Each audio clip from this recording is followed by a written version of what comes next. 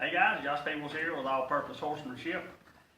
And so we're supposed to have done our question and answer yesterday, but we're just now getting to it, so sorry about that. We had a little tornado trouble getting home. All the rain and all the other work. So anyway, we're just not getting to it. We apologize, just bear with us. But so we have a few questions here, and so I'm just going to answer. The first question was, do you have a name picked out for your new Mustang yet? No, not yet. We'll just kind of see how she is the next week or two. I'm not real worried about names. We got a couple horses in training. I still refer to them as bay mare or paint mare, but they have names. Anyway, that's just me. Anyway, so we'll move on. So the second question is, where's she from? She is from Winter Ridge, Utah. I never had a horse from there. I don't know much about them. I think the first Mustang for 2014 was from California. Second one was from Wyoming. Now this one's from Utah, so it's good. It doesn't really matter to me where she's from, just so long as she's got 4 legs, that's good enough. So anyway, so the third question is, have you noticed a difference in the wild Mustang's hooves versus just the regular domestic horses? Not really. The Mustangs that we get, for training, for the makeovers, they're not the wild horses that are out traveling miles at a time, for water and for food. So, and so the horses we get for the makeover, they still have to be shod. I've not had one yet that we just left barefoot because it's so rocky here where we live at. I mean, they just can't do it. And I hate the hassle of the boot, honestly. Just, put the boot on and you gotta take it off, but whenever you're riding a horse, like these makeover horses, we ride those 3-4 times a day, so that's not really something I want to be messing with is a boot, that many times a day. You said 3, maybe 4 times a day. Yeah. Riding them short.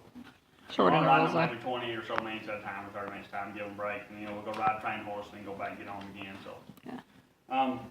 But anyway, but now, I'd say the only thing that I have seen with those Mustangs is I've not had one that's had a crack yet.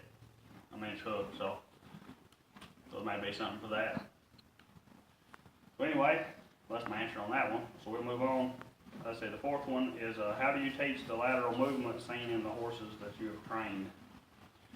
The lateral movement stuff is, it's really no more than the hindquarters and the front end, and then you put them together.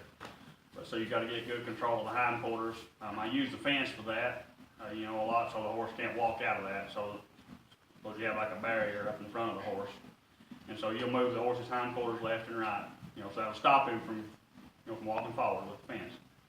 And once that gets pretty good, then we'll use the fence to do a rollback, or we'll move the front end horses. Right. And so then once you get the hindquarters, then with the front end, then you just put them together for a side pass. And so again, I use the fence for that to start with. And once they get pretty good on the fence, then I move off the fence. So that's kind of how you get that started. But the front end movement, that's pretty tough for a lot of people. And I mean, the only thing I can tell you really on that is that you have to practice it. You have to do it. And if you have somebody that can help you, and if they can see when that horse is moving his front end, so you learn to develop a feel for it, because that's what it is really. So, but anyway, hope that answers that question. And let's see, number 5 is there a particular trainer or philosophy that you have learned from or follow? See, when I was 14, I started training horses with a guy, J.C. Wrangle, and he was good friends with Ray Hunt and Buck Browner. He rode with them, all the time, religiously. So I started with that kind of horsemanship, that style. I guess that's like the vaquero style. That they start at snaffle bit and they go to hackamore and then go to a spade bit. Just kind of developed that finish horse. And then as I got older, kind of started mixing it a little bit with different people. And some of it I kind of just figured out on my own. And, with my training, I've always started colts, always the first 3 months, and then usually they're gone.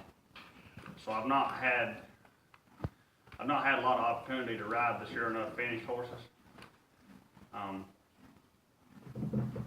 You know, I mean, I guess to me a finished horse would be, you know, something different than what, you know, what the next person might be.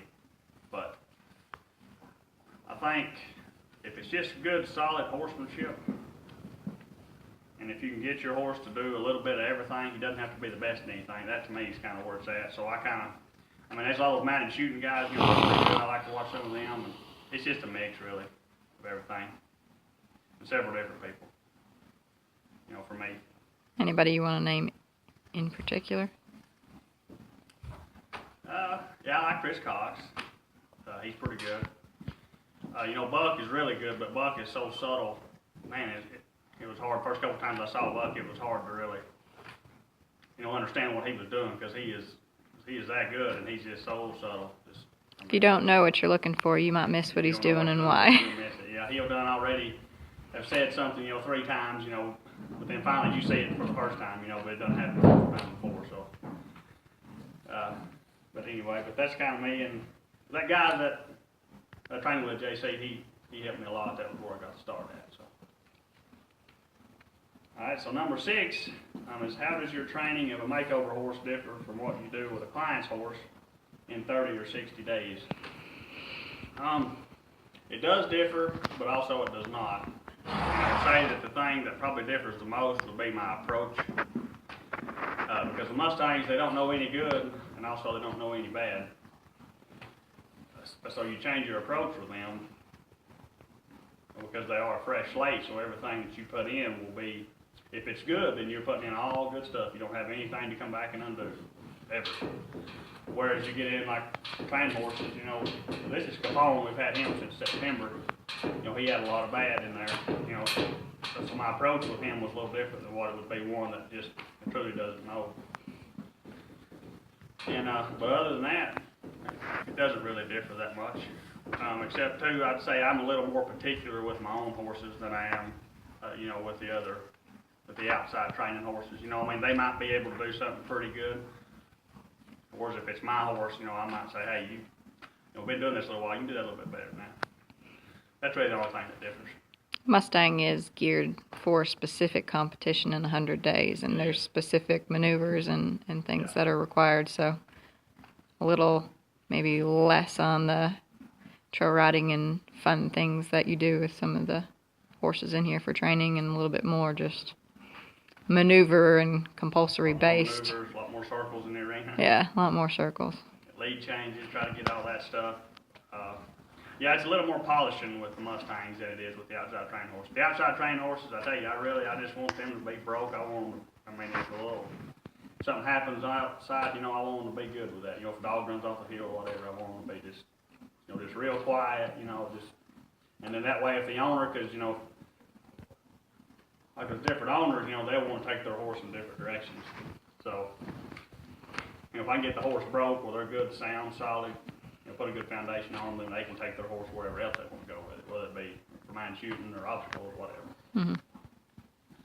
But, all right, so we got another question here, is how do you know when a horse is ready to get on for that first time?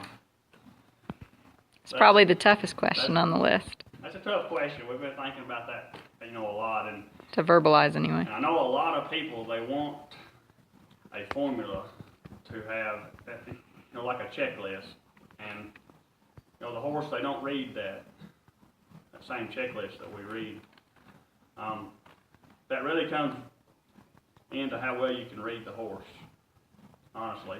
I mean, there is several things that I have What you do with all of them? I do to make sure that they're ready to ride, which is one, get them good and holler broke. That doesn't mean to be broke drag. I mean, that means, you know, get them light on that holler rope. If we're ponying outside or sending, you know, it takes just a very soft cue to ask them, and they do it. Then also, you know, the bucking with the saddle, I know a lot of people, they won't ride them if they quit bucking the saddle.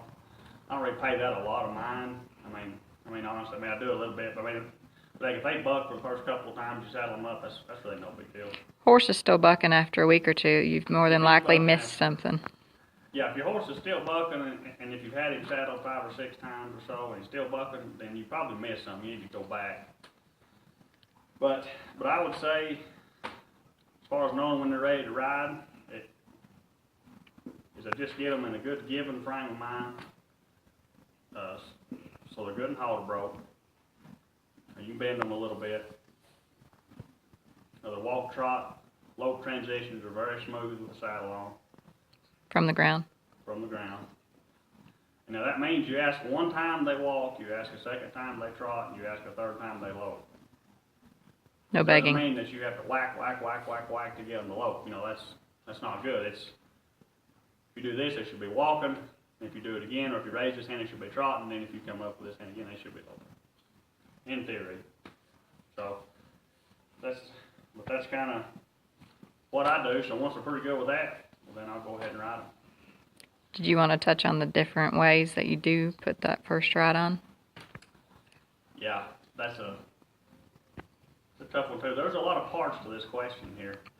If it's a horse that's just really quiet and he's been just real petted on, a lot of times I start them in the pen just by myself. But even some of the rough ones, I start by myself too. But also, if it's one that, if they're sticky, if they don't want to move out, then I'll have a flagger. I'll have somebody flag me. Or if they're bronchi and they're still bucking, I want to ensure that first ride gets done. I don't ever want them to get where they know that they could buck you off, So what we'll do in that case is we'll dally off to another horse, and so we'll ensure that ride goes well. Because I'll probably have ponied that horse for a couple of days if he's one of that kind that's bronchi, and so he'll be pretty good about ponying up, with your other horses, or with your other saddle horse. So it makes a successful ride regardless. Yes, it makes it. It's pretty hard for the horse to buck if you got him dadded off another horse. So, but anyway, so with that, there's just a lot of parts to that, and too. For that first ride, a lot of people they want to work on what they call that emergency stop. One rein stop or whatever they call it. Yeah. And you can't shut him down unless he wants to be shut down. But the best thing with those colts is just get on them and just stay out of their way, just let them move, walk, trot, and lope them. Show them every gait that they're going to need to see that first ride throughout their whole life. You walk, trot, and lope them. Don't get on him for 3 or 4 days and walk him around, real easy, and then finally go to a trot, and finally go to a lope. You can do it that way, but some you can't. Not the way I would do it. Yeah, some of them you can, some of them you can't. So there is a God, because you've seen some horses that you're real forgiving. Yeah, some of them are very forgiving. It's just unbelievable how much they are forgiving. And then some of them, this one here, he's not. You make a mistake with him, and he'll let you know. He'll own it for a long time. Yeah. But you got to be spot on with a horse like him. But that versus a horse like him versus a horse like that one there, that's a horse in training there. Angel, she's just been petted on and loved on her whole life, and they've saddled her and they've had blankets on and stuff, and she's never bucked. She's never offered to even hunt buck. She don't spook at nothing. You could probably ride her through the Ringling Brothers circus. But she's the one that for what they're going to use ate my hair. But it depends on the kind of horse you're riding too. With that first ride, there's so many elements to that question. But anyway, I hope that helps you out. I hope you get something from that. We have a couple more questions, but we will come back to those a little later. We appreciate y'all watching.